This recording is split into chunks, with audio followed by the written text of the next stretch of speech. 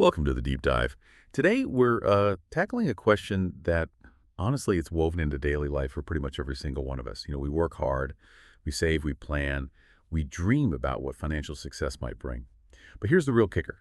Is money actually the key to happiness? Or is it just, well, one piece of a much bigger puzzle, maybe even a confusing piece? Our mission today is to unpack some really compelling insights that come from a recent collection of essays looking at well-being and mindful living. It's a powerful reflection, really challenges our assumptions about money, success, and what real fulfillment looks like. Helps us see the difference between, say, fleeting comfort and genuine contentment. Okay, let's unpack this. It really is striking, isn't it, just how universal this whole topic is. Every culture, every person sort of grapples with how what they earn connects to how they feel. There's this super common idea out there that money and happiness just, go hand in hand. One automatically brings the other. But like you just said, life often tells a very different story, doesn't it? So our goal for you today is to cut through some of that noise, maybe give you a few of those aha moments, something that might shift your perspective on what you're chasing and why, sort of a shortcut to getting deeply informed. Absolutely. And to guide you through this, we're going to journey through several really fascinating angles today. We'll start by looking at how we often misuse money as a way to measure our own value. That's a big one. Then we'll explore the crucial difference between comfort and, well, true peace or contentment. And after that, we'll dive into how we might better spend our most precious resource, which isn't money, it's time. Then we'll get into what enough truly means, beyond just the numbers on a spreadsheet. And finally, we'll touch on the surprising power of giving, how that can actually expand our happiness and reflect on where real joy often hides. It's going to be quite an insightful deep dive. So let's jump right in. This idea that we sometimes use money as a mirror. It's so easy to fall into that trap, isn't it? This collection of essays really nails it, suggesting sometimes we use money as a mirror, a way to measure our success, our value, or even our worth. We find ourselves constantly comparing salaries, houses, lifestyles, especially now with social media.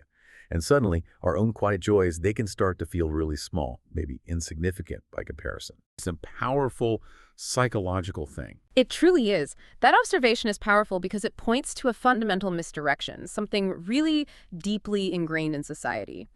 We've been conditioned, almost since we were kids, to equate our income with our intrinsic value as people. I mean, think about how often career success is defined purely by financial metrics, right? But as this reflection wisely points out, your worth has never been about your income. You are not your paycheck. You are a person with value beyond numbers. The real insight here isn't just knowing this intellectually, but actively disentangling that association in your head, recognizing the subtle ways society tries to define you by your output rather than your qualities like empathy or integrity or just being curious. It's an internal battle against those external benchmarks, isn't it? It absolutely is. And one of the essays gives such a beautiful example, really drives it home. It talks about a woman who lived with very little money. She grew herbs, made tea for neighbors, greeted the postman like an old friend, found joy in those really simple everyday things. Her life was, simple by many standards, but the essay says her confidence and joy felt richer than any salary. That anecdote is just so powerful because it makes you stop and think, what does it actually mean to be rich? It really hits home that personal value isn't some commodity you buy or sell. What do you think makes that kind of internal richness so, well, elusive for many of us? That anecdote perfectly shows self-worth that isn't coming from outside approval. What makes it elusive? I think it's partly because external validation or raise a new car, it feels more immediate, more tangible. You can point to it. But the internal work, recognizing your own value, separate from those things, that takes a different kind of effort, a different awareness. It's quieter. It really challenges our assumptions about what rich means, pushing us to redefine success, maybe not in terms of acquiring stuff, but in terms of inner peace and connection. And this leads us right into the next idea. If money isn't defining our worth, what is it really buying us? Often it's comfort. But is comfort the same as real happiness? This brings us to another key distinction from these insights. The difference between comfort and contentment. Oh, this is a big one. Because I think we mix these up all the time, don't we? We assume, okay, if I have enough money for comfort, then happiness will just naturally follow. But this reflection clarifies it. Comfort is not the same as contentment. What 𝗀𝗄. It explains that, yes, money can absolutely buy comfort things like a warm blanket, a safe home, a cup of coffee on a rainy morning. And look, those things are nice. They're important, even essential for basic well-being. But the essays urge us to look a bit deeper. They do. And there's absolutely nothing wrong with seeking comfort. It gives us a foundation. But the crucial insight here, the real nugget, is that contentment, the quiet feeling of this is enough, comes from connection and presence, not from shopping carts or bank accounts. This distinction is pretty profound because it shifts our focus away from just accumulating stuff towards something much more internal, more relational. It reminds me of that psychological idea, the hedonic treadmill, you know? We get the new thing, the new level of comfort, and yeah, it feels good for a bit. But then we adapt. That new thing becomes the new normal, the baseline, and pretty soon we're chasing the next upgrade. Contentment, though, as our source highlights, seems to offer a way off that treadmill, because it's less about getting more from the outside and more about an internal state, one that doesn't keep resetting its baseline upwards. It's about finding peace with what is rather than always needing more. That's such a great way to put it, an off-ramp from the hedonic treadmill. Yeah. And there's a personal anecdote in the collection that really brings this home so vivid. It describes someone staying in a fancy luxury hotel. Everything perfect, but I felt lonely. Just empty. Then, in the same month, spending a night at a friend's tiny apartment. We cooked, laughed, and slept on a mattress on the floor. That night, I felt truly at peace. What a contrast, right, between that superficial perfection and just genuine connected joy. It's clearly not about the thread count on the sheets or the square footage, is it? It's the human connection. Exactly. It illustrates perfectly that even the most luxurious surroundings can't manufacture contentment if that genuine connection, that feeling of presence, is missing. It really challenges the assumption that maximum comfort equals maximum happiness. It's just not always true.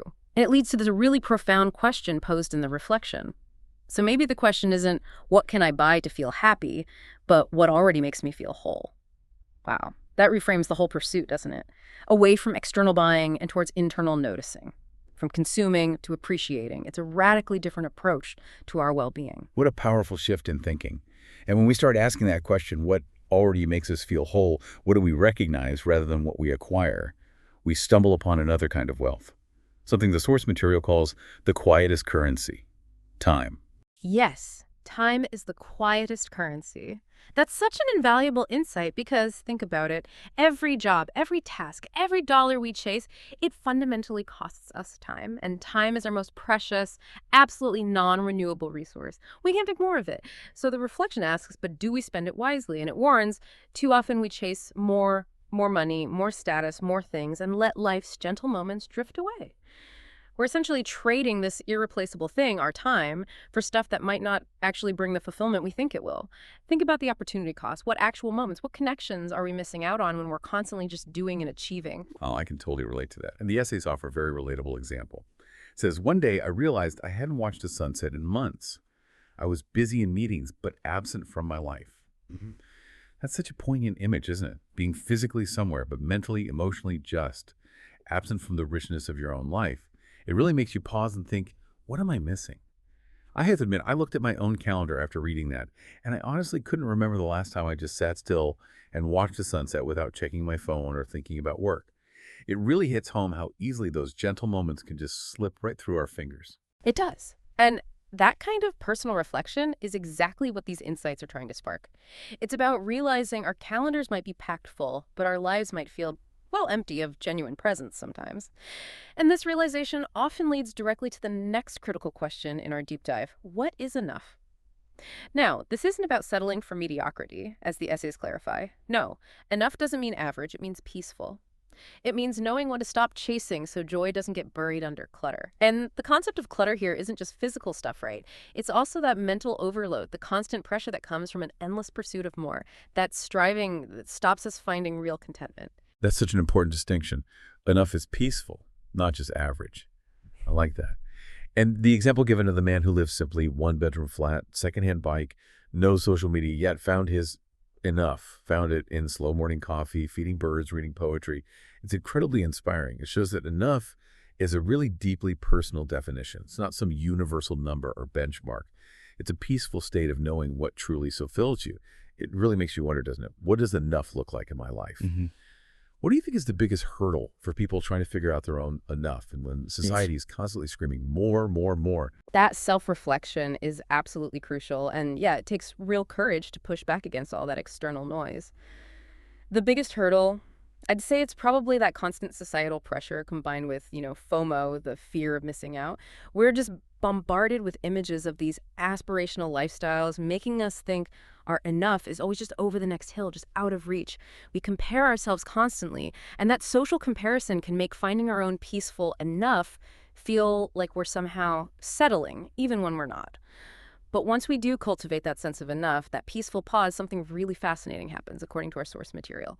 Once we find our enough, we often realize we still have something to give.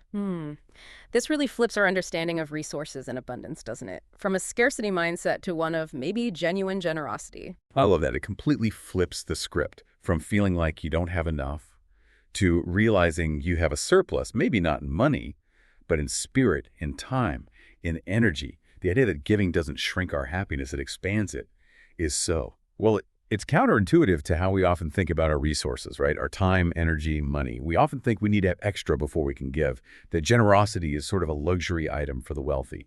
But this perspective suggests it's actually a fundamental part of finding deeper joy, regardless of your bank balance. It does, and this is where the essays offer a really powerful counterexample to that common misconception. It tells this story. I'll never forget a rainy afternoon when a man gave his umbrella to a stranger and walked away soaked, smiling. The point being, he didn't give because he had extra. He gave because someone else needed it.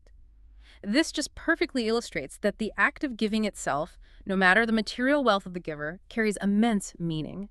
It expands personal happiness. It taps into our basic human desire for connection and purpose, and often provides a much deeper sense of fulfillment than buying something ever could. It's about empathy, connection, not just having surplus stuff. That moment, that image, really reminds us that even the smallest act of kindness can carry more meaning than money. It's powerful. It's such a great demonstration of how focusing outward can actually enrich our inner world, which is something money on its own rarely achieves. It's a wonderful pivot towards understanding where real joy actually lives. And on that note, the deep dive sort of brings it all together with some truly profound wisdom about where true happiness can often be found. Indeed. It really emphasizes that status fades, but time well spent stays with you. Money can buy things, but it cannot buy presence.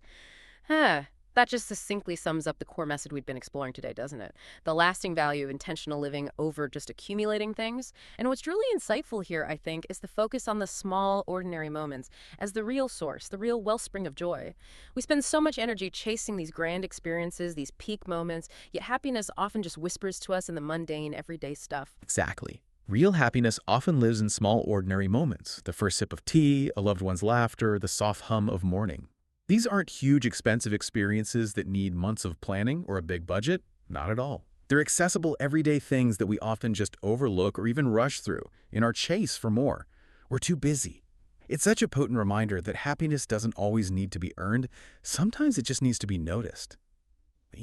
That final thought is just so beautifully simple, yet so deeply true. And it really ties together everything we've talked about. Wow. Okay, we've really covered some ground today, haven't we? It's amazing how much your perspective can shift when you really stop and examine these ideas: money, happiness, finding your own enough. So what does this all mean for you, listening right now? Well, a few key takeaways. We've learned your worth is truly not your paycheck. Your value as a person goes way beyond any number. That's fundamental. Comfort, yeah, it's nice, it's important even, and money can buy it. But that lasting contentment, that comes from genuine connection and being fully present in your moments. We also grappled with time being the quietest currency, and the reminder that we really must try to spend it wisely to avoid letting those gentle moments drift away. And finding enough. It's not about settling for average. It's about cultivating a deep sense of peace, knowing when to stop chasing the clutter, both physical and mental. And finally, we saw how giving, perhaps surprisingly, actually expands our happiness and carries so much more meaning than money ever could. The central message, really, the thread tying it all together seems to be, happiness doesn't always need to be earned through striving. Sometimes it just needs to be noticed, right here, right now. And this raises a really important question, I think, for all of us to keep reflecting on. If we truly internalize that idea that status fades, but time well spent stays, and that money can buy things, but it cannot buy presence, how might actually noticing those small, ordinary moments, that first sip of tea, a loved one's real laughter, the quiet hum of the morning, how might that actually transform our daily search for happiness? How might it shift our priorities, moving us away from constant getting and towards conscious appreciating? Think about the words we've used throughout this deep dive. contentment, worth, clutter, presence, chase, enough. Consider them not just as definitions you heard today, but maybe as tools. Tools you can use to think more clearly about your own life and make more intentional choices about what truly matters to you. The real deep dive perhaps starts now, within your own reflection on all this. That's a truly thought-provoking way to end it. Thank you so much for joining us on this deep dive today. We really hope this conversation sparks something for you, encourages you to keep learning, keep reflecting, and maybe to truly notice those powerful, quiet moments in your own life.